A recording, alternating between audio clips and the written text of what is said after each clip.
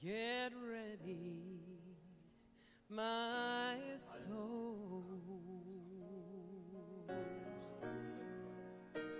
Diving in, get ready, my soul. I'm diving in to the deepest kind of love, to the sweetest kind of life. Get ready, my soul. Everything I've ever done, everything I've ever seen, everything I've lost and won, everything I've ever dreamed, it's brought me here to this present moment, right here to our new beginning. Here and I am seeing life so clearly now.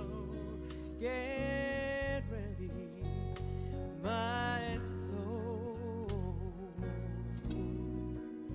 I'm diving in. Get ready, my soul.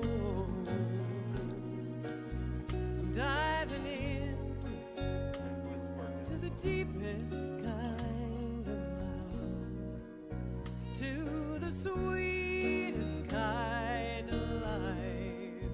Get ready, my soul. Here I go, deeper, deeper, deeper than I've ever been before. Here I go, closer, closer, closer to my sacred source. Here I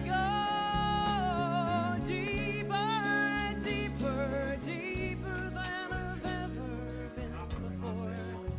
Here I go, closer, closer, closer to my sacred source. Okay, so lower the lights, then Get ready, and then when do I stop? my soul. Okay, then when I'm diving in. okay, then I'll stop. Get ready, my soul. I'm diving in to the deepest kind of love, to the sweetest kind of life. Get ready, my soul.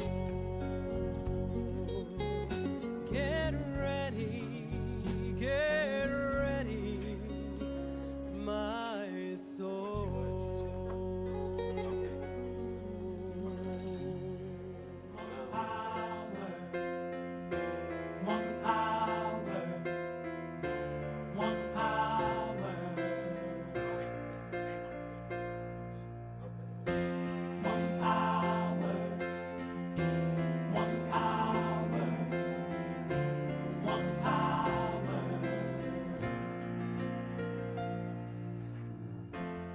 There's one power invisible, and you see it everywhere and every day. One power indescribable, Yeah. and you speak of it with every word you say. Mysterious until you know the truth, as simple as the love inside of you.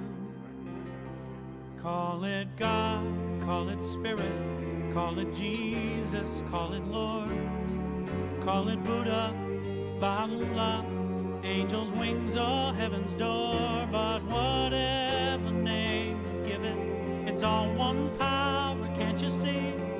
It's the power of the love in you and me. One power, one power, one power, one power.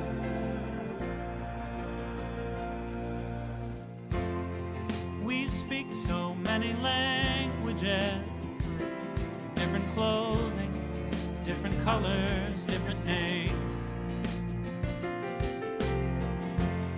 But different is only dangerous when we forget that in the heart we're all the same. And we'll remember once we close our eyes to see that such distances were never meant to be. Call it God, call it Spirit, call it Jesus, call it Lord, call it Buddha, Baha'u'llah, Hashem or heaven's door. It's Muhammad, it's your mind, it's your soul, or it's your sign.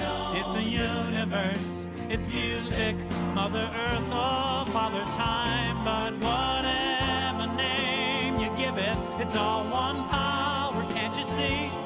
Whatever name you give it, it's the very air we breathe. Oh, it's the power of the love in you and me. One power.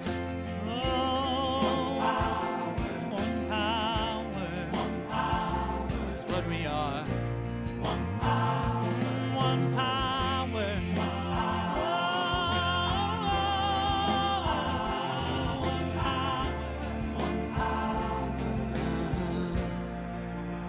It's the moment of creation. It's an everlasting peace. It's the freedom of forgiveness. It's the sweetness of release. It's the joy of inspiration. It's the sunshine on your face. It's the birthright of all nations. It's the boundlessness of space. It's the beauty of a baby, the serenity of sleep. It's the anger we abandon, for it's love that's most deep. It's one power. It's one power. What we are is one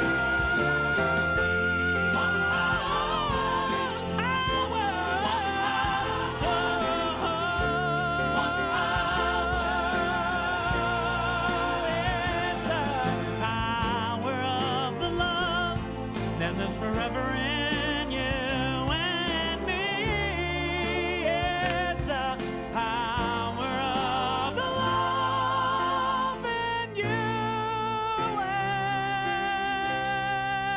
and me.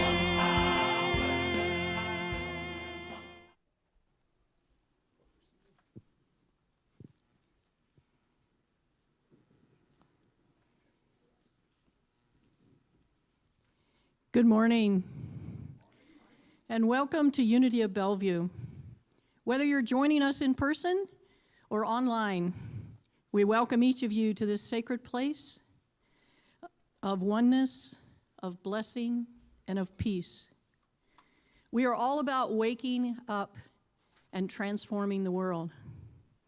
We care deeply about creating loving community that nurtures you on your spiritual path.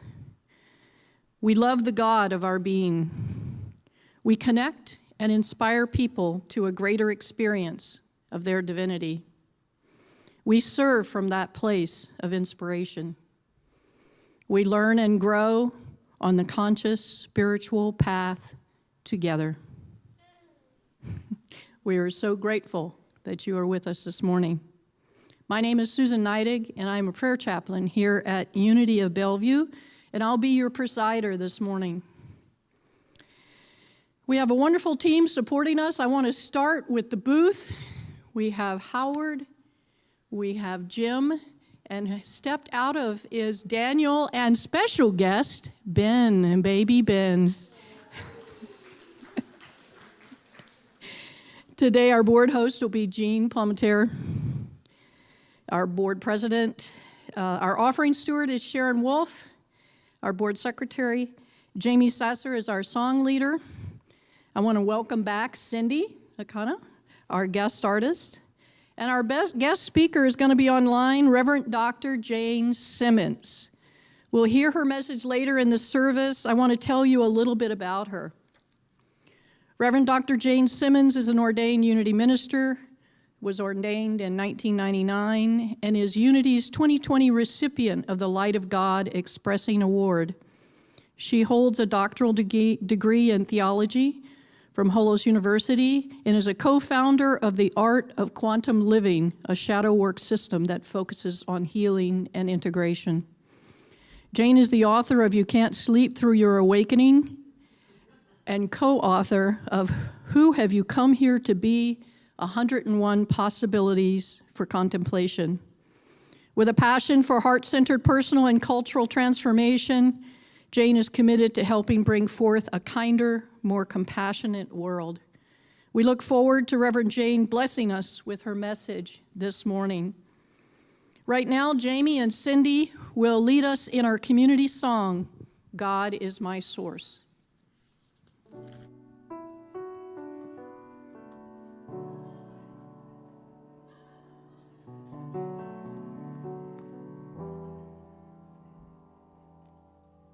You know, my husband has been complaining this morning about a splitting headache, but I'm suspecting something way more. Well, I think it might help me if you guys would stand with me and sing one of my favorite songs that always helps me find the truth. All right, let's do it.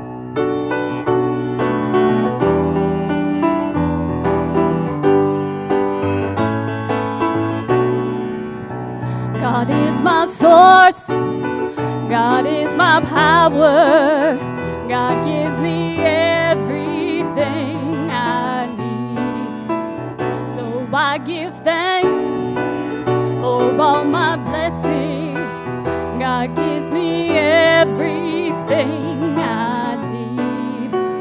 God is my source, God is my power, God gives me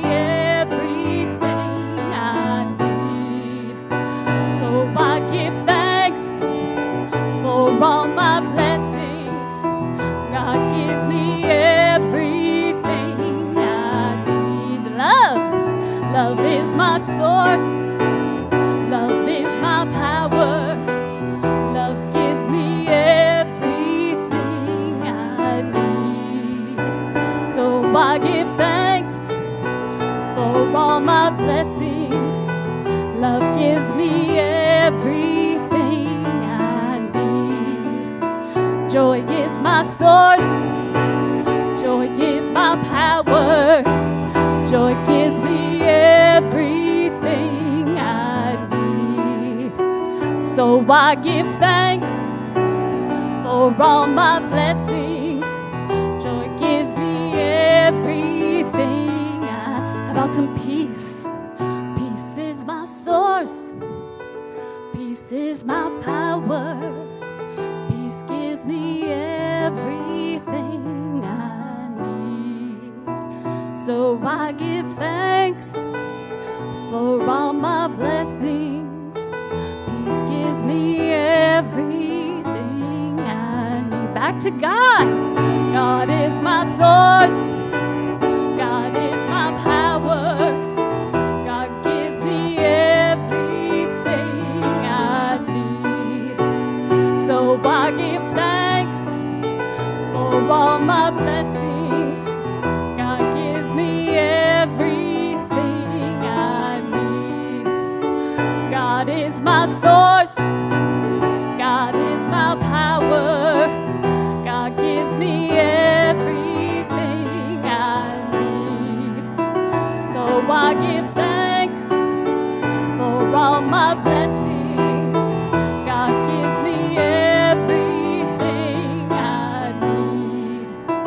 God gives me everything I need. God gives me everything I need.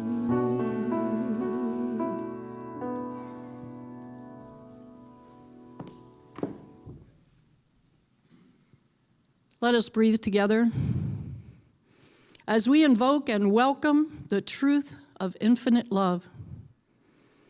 For love is the true nature of the divine, that which we call God, the one life, the one presence, the source of all abundance.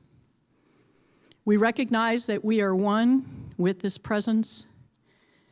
Love is the truth of our being, and we come alive with love right here, right now. It is in the power of this love that I declare a blessing on this time together, on this sacred place. Our hearts and minds are open to the truth spoken and experienced here today. Our souls are renewed by the music, the message, and the fellowship. Everything is unfolding for our good.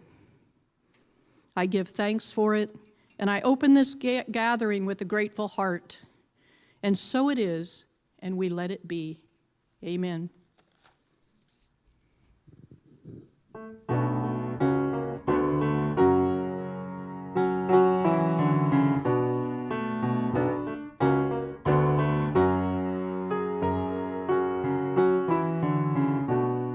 Release, release, release and breathe.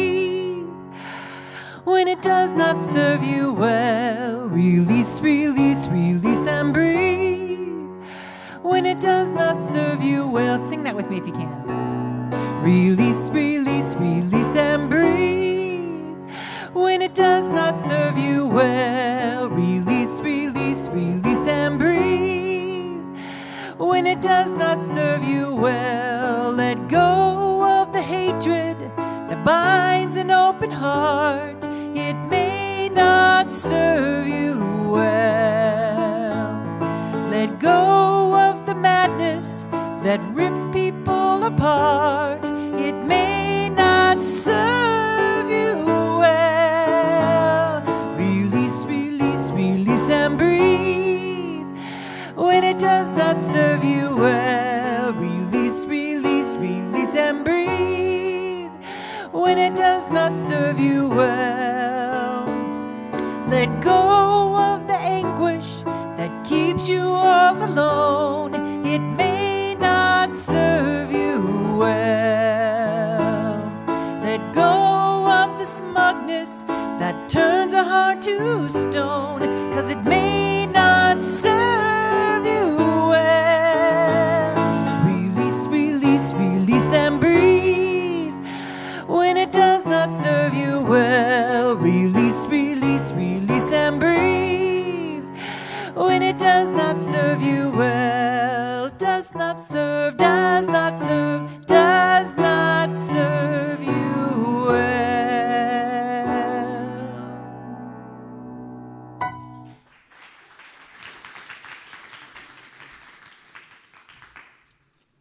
Release, release, release, and breathe. How perfect a message for this morning. So we've been dealing with this, we've been using this book this month. We've been dealing with this book in our spirit groups. Yes, we have. And the name of it is The Eye of the Storm, Embracing Conflict, Creating Peace. So releasing and breathing when things are not serving us well is really good advice when you're dealing with conflict. So our reading this morning is from this book. I was given the choice, and so I chose this.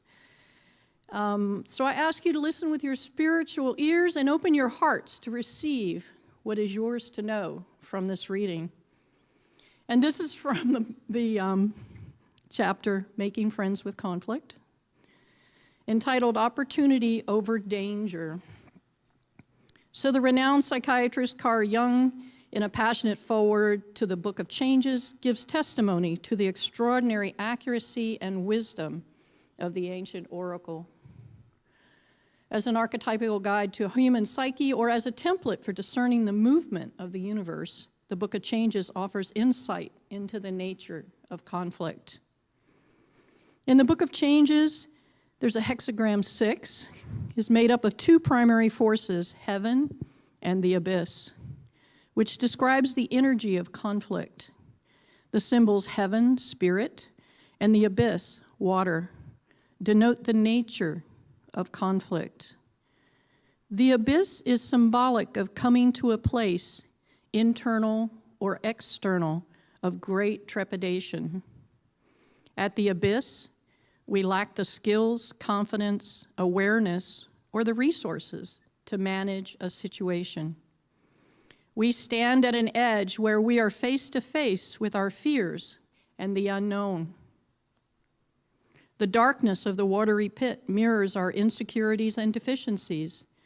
The abyss appears intent upon swallowing us up. Yet it is at this very edge that we discover what we are really made of. Our doubts and insecurities reveal themselves not as weaknesses, but as areas of potentiality.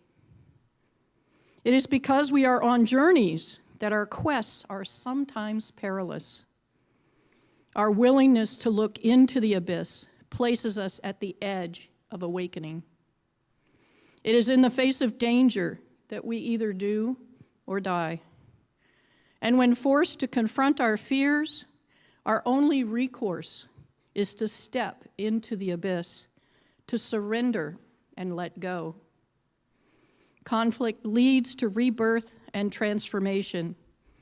It is only in the presence of challenging circumstances that we awaken to the possibilities of the moment. Because heaven is the realm of infinite possibilities, danger forces us to break new ground, to discover latent resources. Conflict stretches us, forcing us at times to adapt, to learn, or to yield.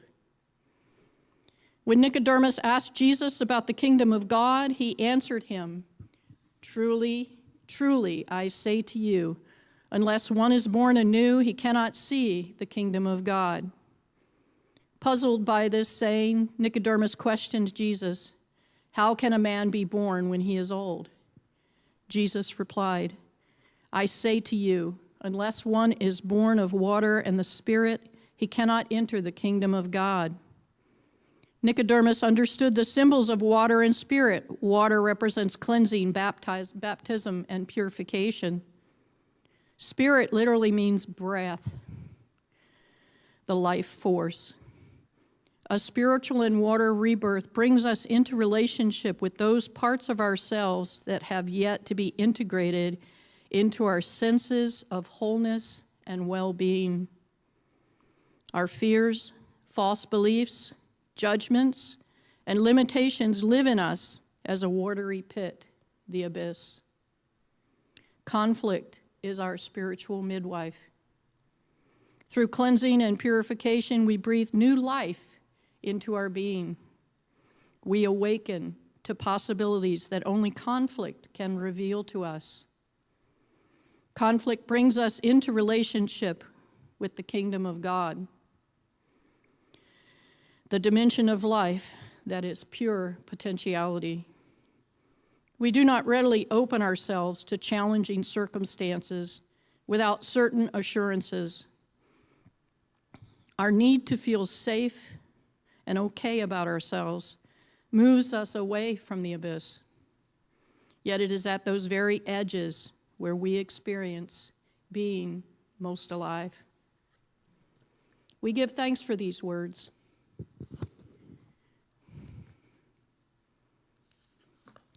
So we're going to move on to our statement of faith and our affirmation. And I will read each of these once, and then I'll ask you to stand and repeat them with me.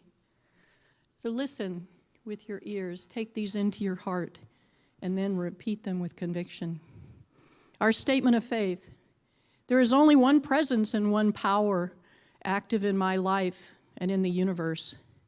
God the good, omnipotent. So please stand. And together we decree there is only one presence and one power active in my life and in the universe. God the good, omnipotent. And as you remain standing, I will say the affirmation first, and then you repeat it with me. I live from the truth principle of God's presence and God's love. I am the presence of God.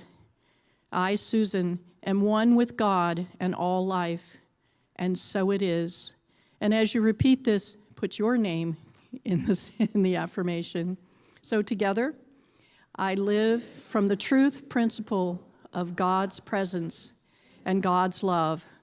I am the presence of God.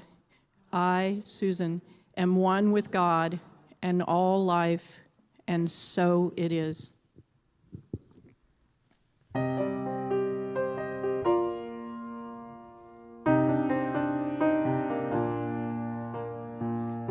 Tossed by the waves on a sea of mixed emotion, and I'm lost in the roar of the clamor and commotion. A thunder deafens and lightning blinds. I'm drowning in the darkness in the ocean of my mind, taught by the world to believe in fears of illusion, and I'm caught in a whirl of the chaos and confusion, and I close my eyes and calm my soul. I feel the truth within me and I let it take control, 'cause I'm centered in the storm where I know I'm not alone. Thunder is the voice of God leading me home. I'm centered in the storm where it's always safe and warm. I see a beacon in the night keeping me centered in the storm.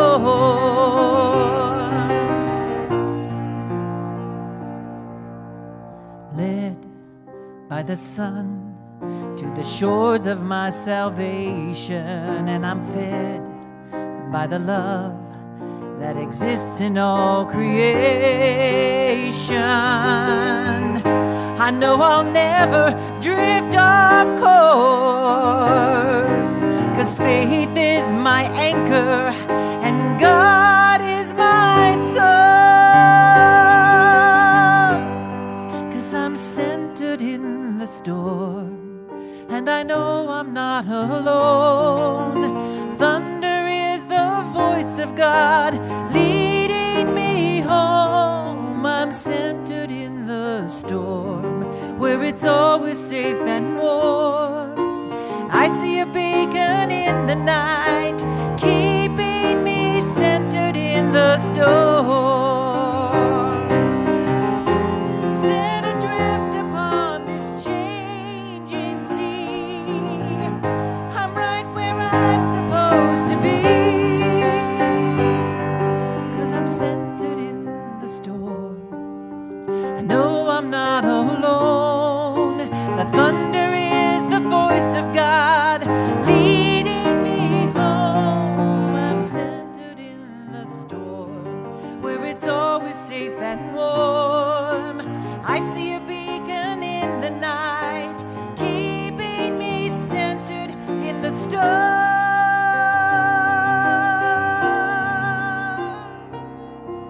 In the storm.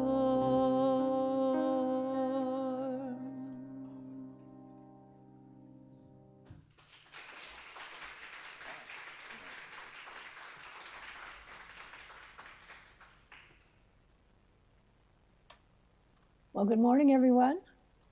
Here I am through the magic of technology. I'm coming to you from the other side of the state, Kettle Falls, Washington, which is about 2 hours north of Spokane, where I live with my husband and my dog Jedi in a tiny house on 20 acres.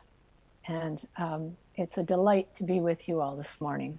Thank you for inviting me for this third week in your Spirit Groups program based on my husband Gary's book, The Eye of the Storm. And thank you, Susan, for that wonderful reading from the chapter.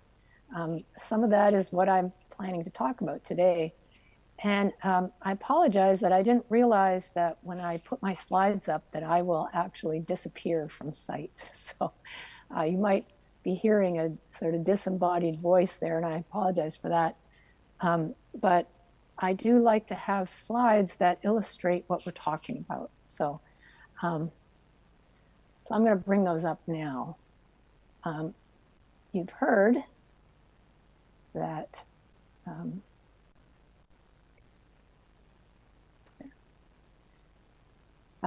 crisis is the combination of opportunity and danger in the Chinese language. The symbol puts those two together. Opportunities because these moments when we are triggered, when we find ourselves in the storm of conflict, those moments are ripe with possibility for transformation because they expose what's coming up for healing. And so it's an opportunity for transformation, and danger because, well, exposing those things, it brings up a lot of discomfort. And often the idea of actually befriending these moments is the furthest thing from our minds.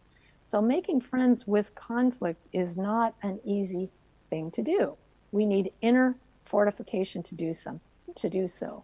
Something I have heard called kindfulness. This is a wonderful coming together of mindfulness and kindness with a big dash of compassion thrown in there. And so we need to have that kind of kind-hearted compassion, both for ourselves as well as for others, to do our healing work. And I don't know about you, but I believe our world is in short supply at the moment of kindness and compassion and could use a really healthy dose of both. In fact, a while back, I read a posting by someone who said, we need kind humans right now. And I really was moved by the urgency in his words. He was questioning whether it was even still possible for us to be kind to one another. And he asked, have we become immersed in too much cynicism or sarcasm to recover from it? Has the political and socialized polarization that's happening gone too far? And so his writing got me wondering what it might take to heal any conflict arising from us and them thinking that seems to have enmeshed itself into our culture. And so my title is Survival of the Kindest. So that gives you a hint as to the level of importance that I'm pinning on the need to relearn how to be kind to one another, especially if we want to bring forth a shift to a new cultural paradigm, a kinder, wiser, more compassionate and peaceful world. If we're wanting to bring this forward, there has to be an internal shift within us. Because the truth is that transformation out of a culture of polarization into one that is a compassionate, peaceful world, well, it can't happen by just taking some sort of forceful outer action to try and fix what's wrong. As Albert Einstein reminds us, peace cannot be kept by force, only through understanding. And I've really taken that into heart. And Thich Nhat Hanh adds that understanding is love's other name. I love that whole idea, that understanding is love's other name. And so love and understanding heart need to be behind any action that we take.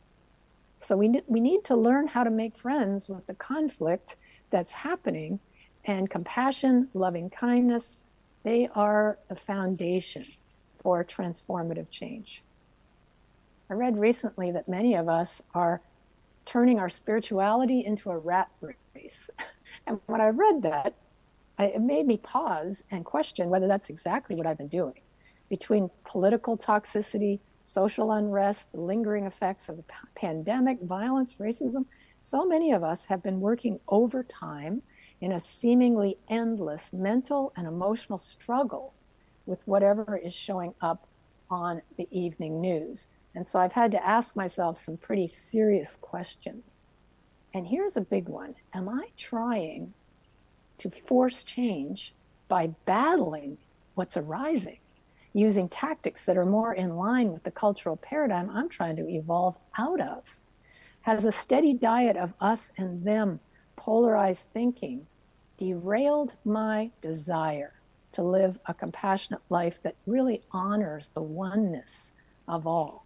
Have I been trying to win a spiritual rat race and vanquish what I consider to be the other side?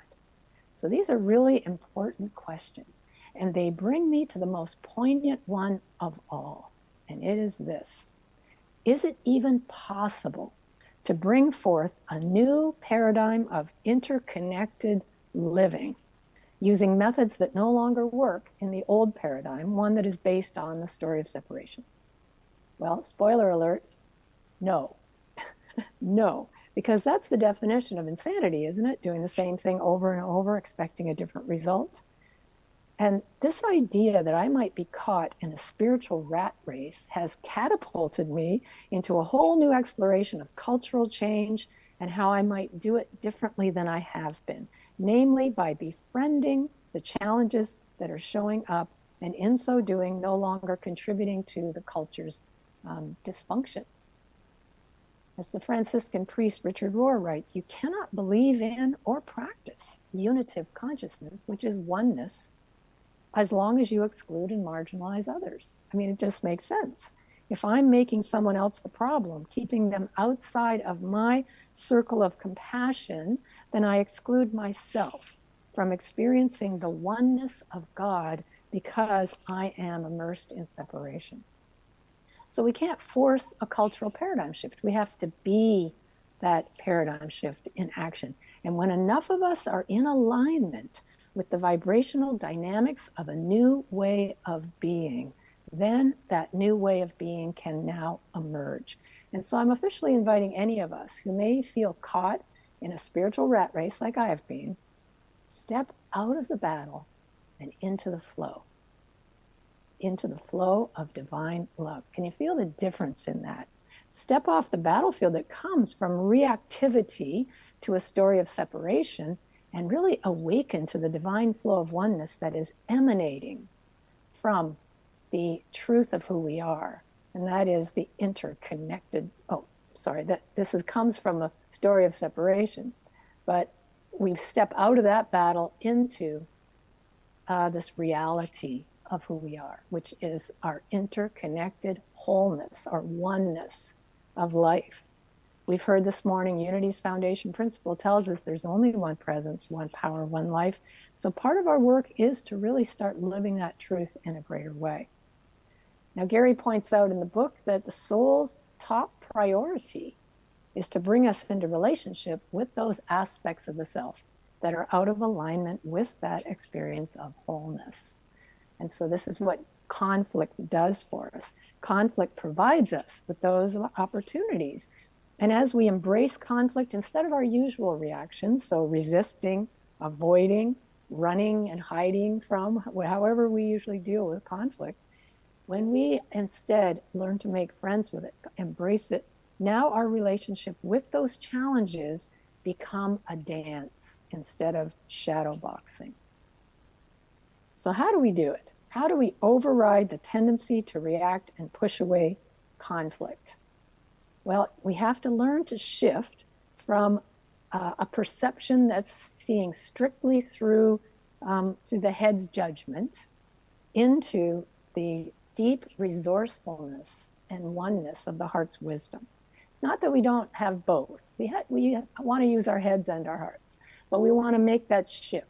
If we're finding ourselves stuck in this kind of narrow judgment of what's going on, it's a shifting and a connecting with the heart's intelligence. And when we do, then we gain the spaciousness that keeps the field of possibility wide open. And we can awaken to opportunities that only conflict can reveal to us. And so we stretch and we discover new dimensions of understanding within ourselves. So the work begins, as always, by looking within ourselves. The first step is to take personal responsibility for our own energies, becoming aware, waking up to what is going on within me and how I may be projecting that, whatever it is, out onto an unsuspecting world. Emma Curtis Hopkins, new thought teacher, says this: the world will persist in exhibiting before you what you persist in affirming the world is. You got to love Emma Curtis Hopkins. So whatever we're putting out there is contributing to the collective consciousness of humanity. Like, make no mistake about that. And in these very unsettled, conflicted times, our whole planet now needs more than ever a new way of living, one that is based on the power of the heart. And above all, it needs those of us who are holding the vision of a better world to help bring it forth. We are the ones that we've been waiting for. And this entails some work. I mean, you may have noticed this, right? In a sense, that work is to hospice what is dying out, what isn't working, what we're ready to release, what we're ready to let go of. We have to work with letting all of that go, while at the very same time learning to midwife what is ready to come forth and be birthed. And what is that? Well, it's a world that works for all. And so while we're releasing what's not working, we're at the same time inviting, welcoming, nurturing, creating the environment for what is ready to come forth. So can you feel the power of that? And while there may not be a clear idea as to exactly what that is yet, this much is very clear to me, that the coming together of our human family, no matter what we agree or disagree on, is imperative. I believe our very survival rests on it. I read about a farmer who grew excellent quality corn. Every year he won an award for it, and a reporter interviewed him and asked him what his secret was to growing such a quality crop year after year. And the farmer told him that he shared his seed corn with his neighbors. And the reporter asked, well, how can you afford to do that when your neighbors are in competition with you? And the farmer said this: the wind picks up pollen from the ripening corn, swirls it from field to field. If my neighbors grow inferior corn, cross-pollination will steadily degrade the quality of mine. If I want to grow good corn, I have to help my neighbors grow good corn. And I love this story because it illustrates that as a culture, we're all in this together. As Dr. King famously wrote, we're all caught in an inescapable network of mutuality, tied in a single garment of destiny, and whatever affects one affects us all. So our well-being is intertwined. And if we're keeping others out of our circle of kindness and compassion, we also keep the door barred from our own entry. So not only are we all in this together, we have to find our way out together as well. And our current cultural climate is ripe for us to do so. So how can we use what's happening right now as a cataclysmic evolutionary catalyst? Easy to say, but it's become my favorite phrase, in fact, because it's asking the question, how can we use what's currently happening as a driver for evolutionary transformation? And so can you feel the power of that? Like, what if all that's happening in our world right now is revealing what's being called forth to be healed and transformed into a new way of being? What if it's calling each one of us into a personal and a collective paradigm shift to evolve into a greater expression of who we've come here to be? And the truth is that we cannot shift into this new way of thinking if we're seeing life through an old way of thinking, specifically through the lens of an unhealed past. Our development will be hindered by largely unconscious patterns of behavior. And so without doing the internal work first, making friends with an internal conflict, we will just keep on dragging the past into the future with us like unwanted baggage. And so conflict, as you've heard, serves as a spiritual midwife, because we don't typically do this work willingly. We don't typically take on this baggage willingly. So although it's not the totality of the work, it's definitely a foundational piece of it to look within and see what is blocking us from being divine love in action. And if we don't, then our unfinished business will continue to quietly and not so quietly sabotage our individual and our collective evolution into a more spiritually mature, awakened culture. Centuries ago, the Roman Stoic philosopher Seneca gave some wise words of counsel. Don't stumble over something behind you. And that's exactly what we do when we don't address this. We stumble over our own past.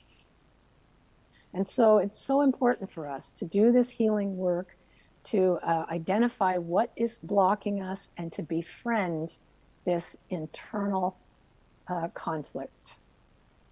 If we don't, we'll just end up projecting it out onto the world. That's what we do. As Carl Jung tells us, pain not transformed is pain transmitted. And so if we have unfinished business within us that we're not addressing, we're not integrating, we will be seeing it outside of ourselves as well in our world.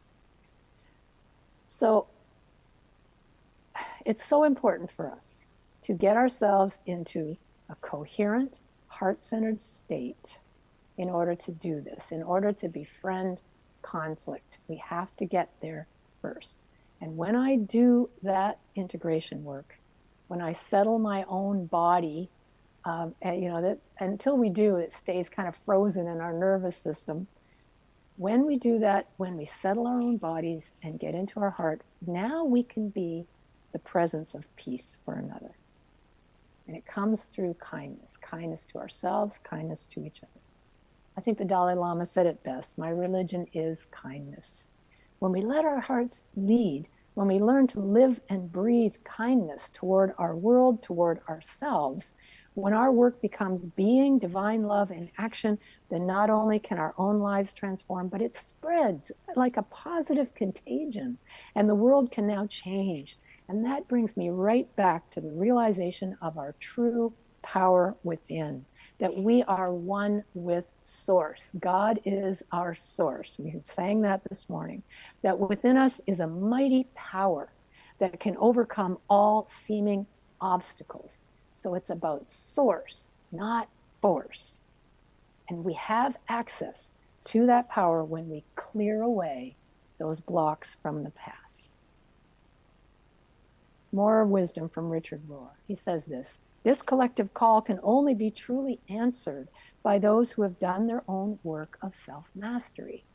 Otherwise, he says, there is insufficient strength, not enough connection to the essential center to do the heavy lifting of transforming society. And he goes on to say that any unfinished business from our past, inner conflict that has not been embraced, that will inhibit our availability to transformation. When I read that, I had to ask myself, how available am I for transformation right now? It's a great question. Making friends with conflict makes us more available for transformation.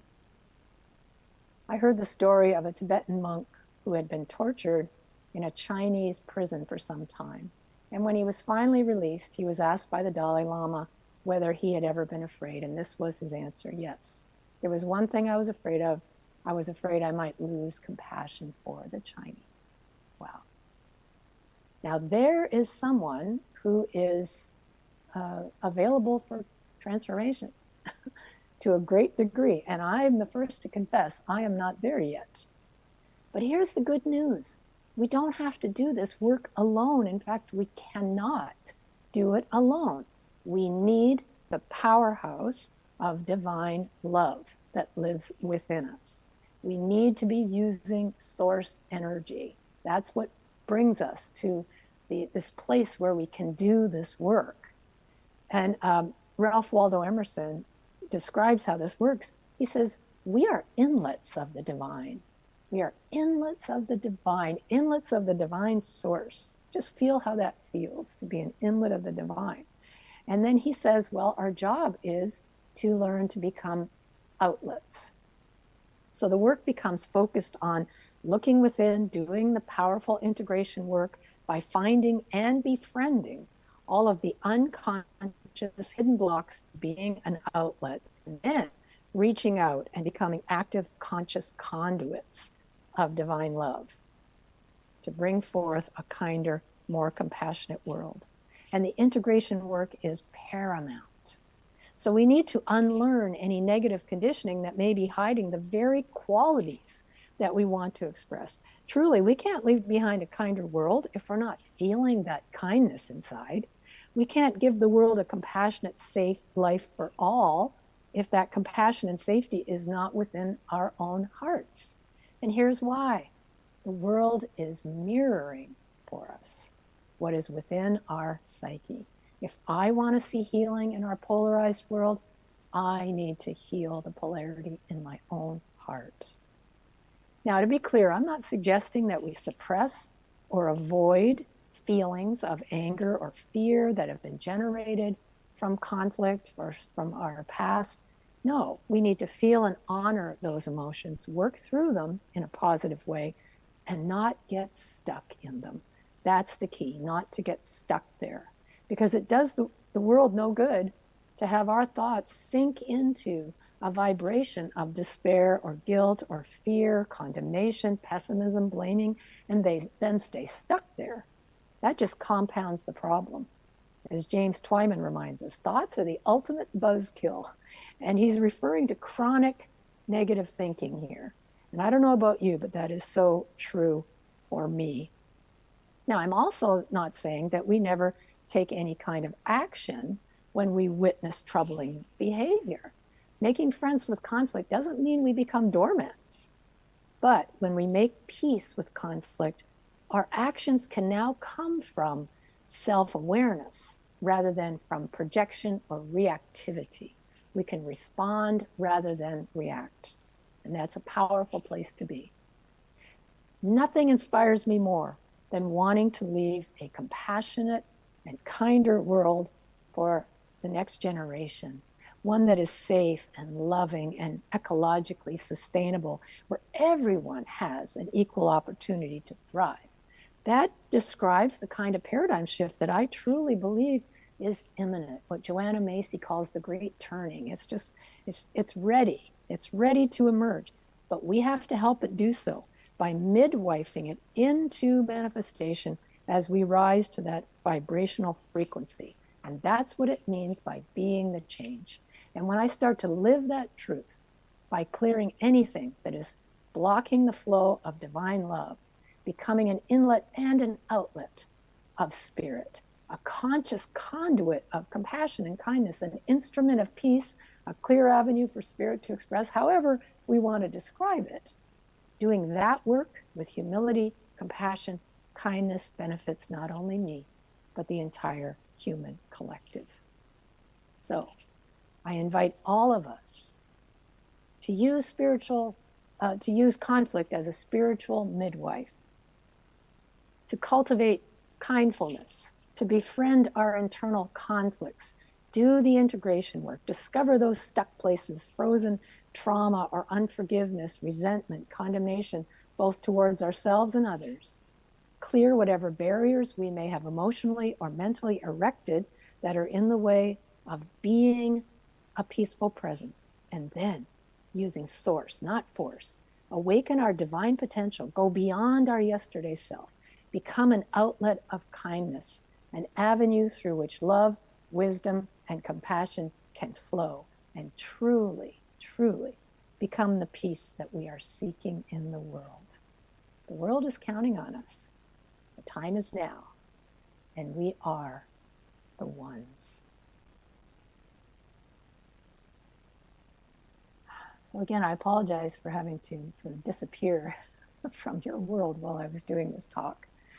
But I'm so committed to this, very much so, to creating a world that works for all in this world, and knowing that it's the heart that can take us there. And so I invite you all to join me in coming into our heart. Let's just take that moment to settle into the moment. And I'll invite you to just plant your feet on the floor and feel that connection. Move your attention downward through the body and feel your feet planted securely in this now moment, rooted, connected.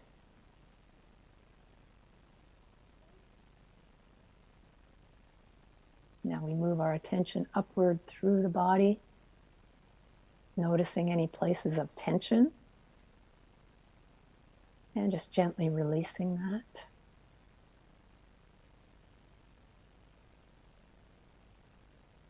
As we become anchored in this now moment by connecting with the heart. So we begin to follow the breath in and out. Now just imagine you're breathing right into your heart space. You can put your hand on your heart if you choose. Help you connect with the heart. And as you continue to follow the breath in and out, bring into your awareness someone or something that you deeply love or appreciate. It could be a person, beloved pet. It could be a place of beauty that activates a feeling of gratitude and love. It can be a cherished memory. Choose someone or something that when you think about them or it, love and gratitude are activated. You want your heart to begin to warm with this beautiful vibration of gratitude and love.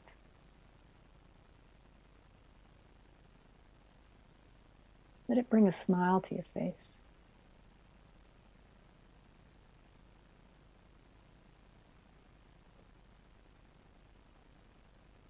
Now let it expand beyond your heart.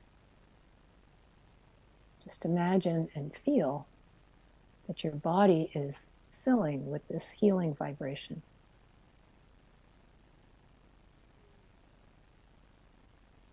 Feel every cell of your body invigorated, alive,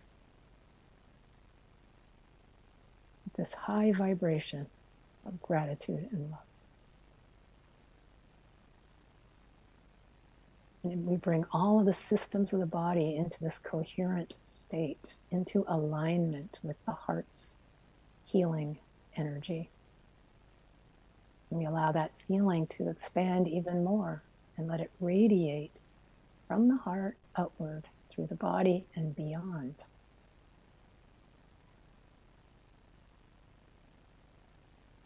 As we create together an energetic signature of harmony,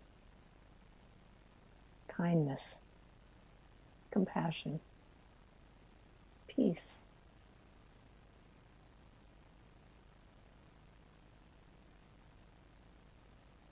And we let it expand beyond the body, moving outward to bless our world. The Course in Miracles tells us the holiest spot on earth is where an ancient hatred becomes a present love. And we know that that holy spot is right within our own hearts. So feel the holiness, feel the sacredness of sending love forth to the world. Each one of us is here to be the presence of love, to be the conduit through which Spirit blesses the world. That as we clear the path, as we make friends with any inner conflict, we now become instruments of oneness and peace. Here to make a difference in the world. Here to bring forth a world that works for all. We are so grateful for the opportunity to be God in action on this day, for this truth. We are grateful. In the name of all that is gracious and holy, we say, Amen.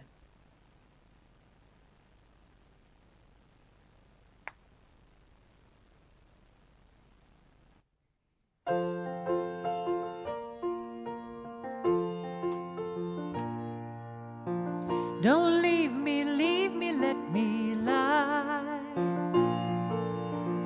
beside the river rushing by. Don't leave me, let me alone. Under the bridge, please take me home. Under the bridge, please take me home. Well, my life was hard and my luck ran out before I finished school. So I walked the streets living on my own, 'cause my dad was a drunken fool. And I figured out the system, but I wish instead I'd learned how to read at my 2 times 3s or a trade, you see, so I could work. Don't leave me, let me lie beside the river rushing by. Don't leave me, let me alone. Under the bridge, please take me home. Under the bridge, please take me home. Well, you might not think I'm worth your time, and you might just think I'm lost. And you might not think I tried that hard or I've given up the ghost. But all of these excuses don't hide what matters most. One in need is a friend indeed, and a friend in need you keep afloat. Don't leave me, let me lie beside the river rushing by. Don't leave me, let me alone. Under the bridge, please take me home. Under the bridge, please take me home.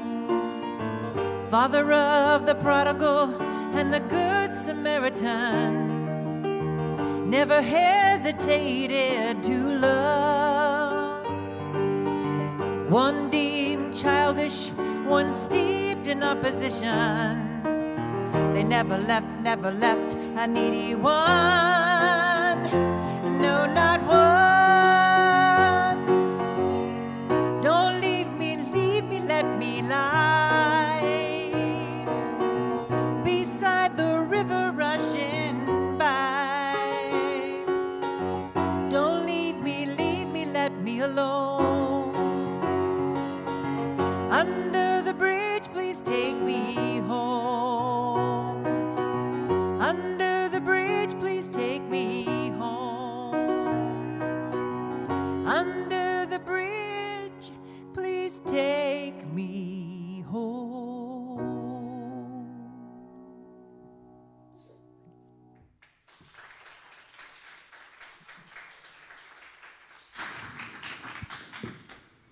Thank you, Cindy Akana. So what do you think about Cindy's music? Isn't it awesome? I especially like the first song. It actually sounded like a Halloween beat, didn't it? Yeah. So happy Halloween, Unity of Bellevue. My name is Jean Palmatier. I'm your board president, and I'm up here to talk to you a little bit today about the time of our service where we remember that our spiritual practice is about abundance and circulation.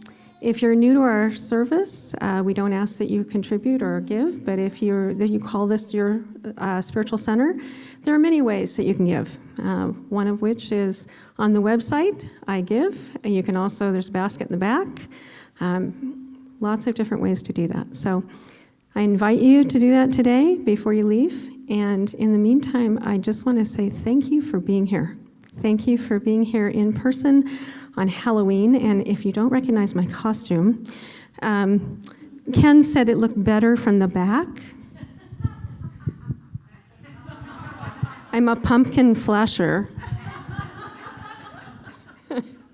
So Unity is all about creativity and fun and co-collaboration, and I'm just very, very happy to have you here. And if you would join me in our offering prayer, however you give, whether it is online for those of you that are not with us in person or here in person in our basket, just make sure and take a little bit of time and just put your consciousness into that giving.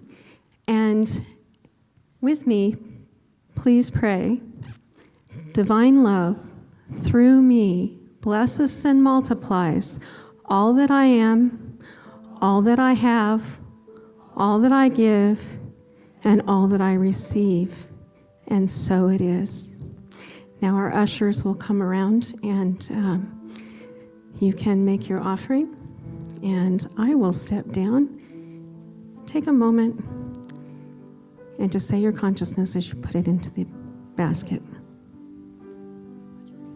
I will, yeah.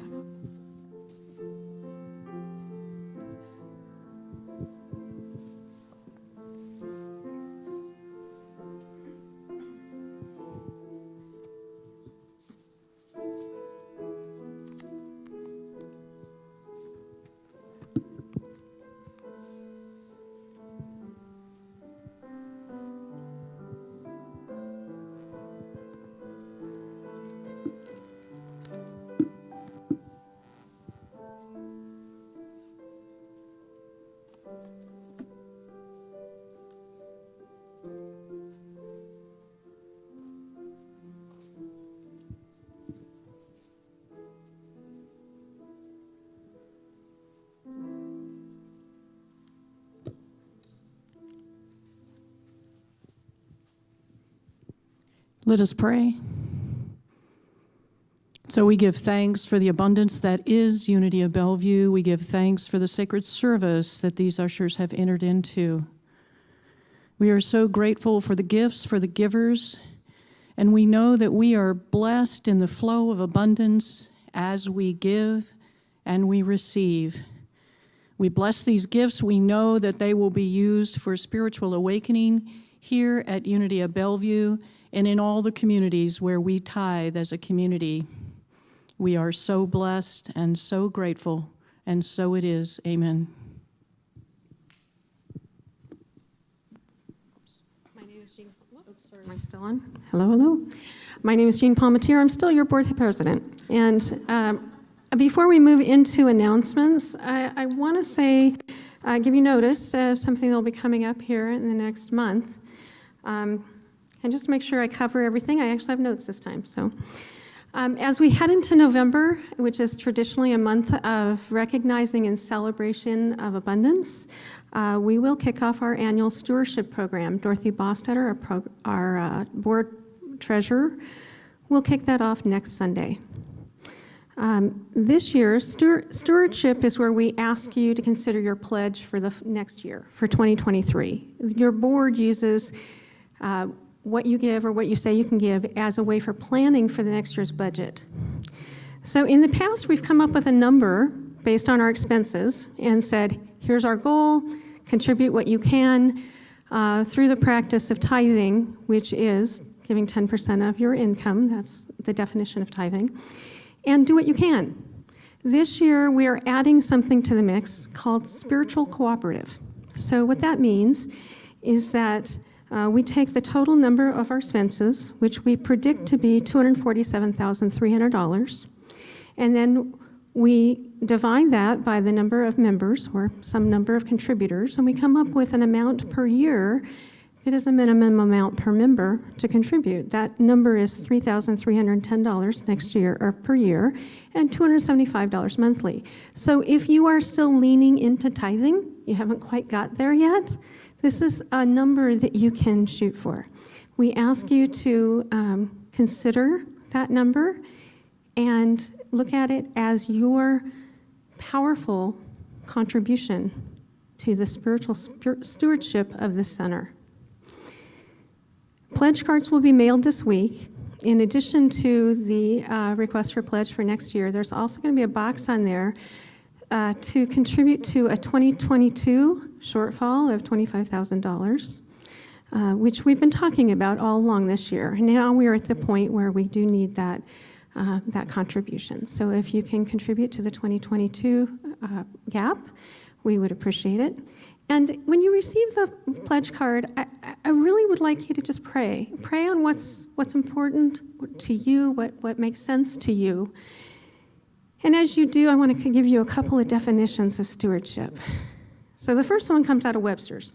It's pretty basic, non-spiritual, right? Webster's defines stewardship as the responsible overseeing and protection of something considered worth caring for and preserving. So is Unity of Bellevue worth caring for and preserving? Absolutely, right? That's a no-brainer.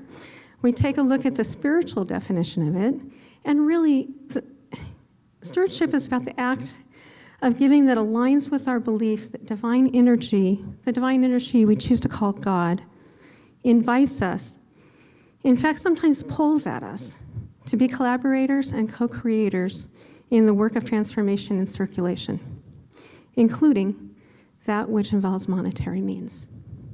So in closing, a gift of talent is always welcome. Please volunteer, please engage, we're still asking for that. But a pledge of monetary gift will allow your board to budget and plan for programs to provide. Thank you all for being there. If you are tithing, thank you. I don't think we say that nearly enough. Thank you. And thank you for participating in whatever feels right for you for the stewardship of Unity of Bellevue. Something definitely worth caring for and preserving. With that said, we have announcements, I believe. I don't see Monica out here. Is Monica doing announcements? Okay, so we have announcements coming. Oh, dear. For those of you...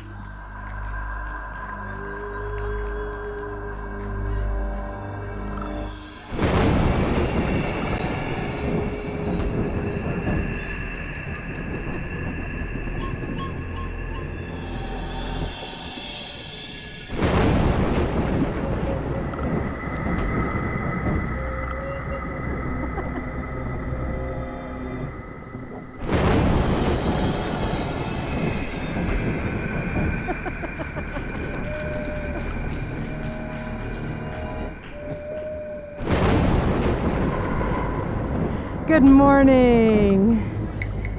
Welcome to Unity of Bellevue. My name is not Maleficent, but Monificent. Your resident dark fairy queen.